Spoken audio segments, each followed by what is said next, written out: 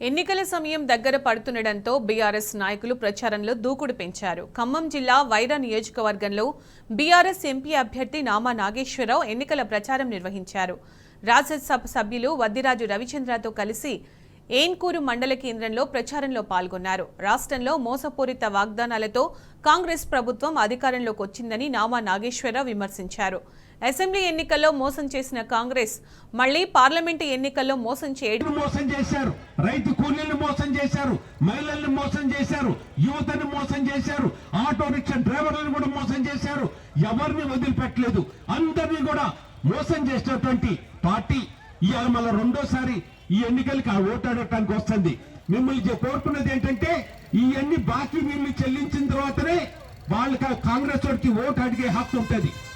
తెలంగాణ రాకముందు నుంచి అవపడ్డటువంటి బోర్వెల్లు మళ్ళీ 10 ఏళ్ల తర్వాత మళ్ళీ మన ప్రభుత్వం లేదు కదా, బోర్వెల్ల గిరాకు వచ్చినే, మళ్ళీ ట్యాంకర్ల గిరాకు వచ్చే, మళ్ళీ నీళ్లు బాయ్, కరెంటు బాయ్, అన్ని బాయ్, మళ్ళీ పాత రోజులు వచ్చాయి. కేవలం 100 రోజుల్లోనేనా? కేవలం 5 నెలలనే నీళ్లు మాయమైపోతాయి, కరెంటు మాయమైపోతాయి, అన్ని మాయమైపోతాయా? అది ఎట్లా జరిగింది? కేసీఆర్ గారు సీఎం కుర్చీలో లేకపోతే జరిగింది. ఆ పొరపాటు కూడా మనమే చేసుకుంటుంది. కానీ మనం చేయాల్సింది ఒకటి ఉంది. ఇప్పుడు కేసీఆర్ గారు 39 సీట్లు ఉన్నాం, మన ప్రతిపక్ష పార్టీలో ఉన్నాం. మొదటి రోజు నుంచే కొట్లాడుతున్నాం.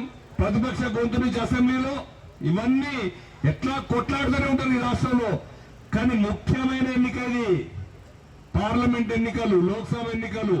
ఈ ఎన్నికల్లో ఖచ్చితంగా బీఆర్ఎస్ పార్టీ ఎంపీలు ఉంటేనే తెలంగాణ రాష్ట్రానికి ఏం కావాలో, ఏ ప్రాజెక్టు కట్టుకున్నా ఏం కావాలో, ఈ రోడ్లు ఏం కావాలో, నేషనల్ హైవేలు కావాలన్నా, ఏం చేయాలన్నా నామా నాగేశ్వరరావు అన్న మాత్రమే చేయగలడు తెలంగాణలో.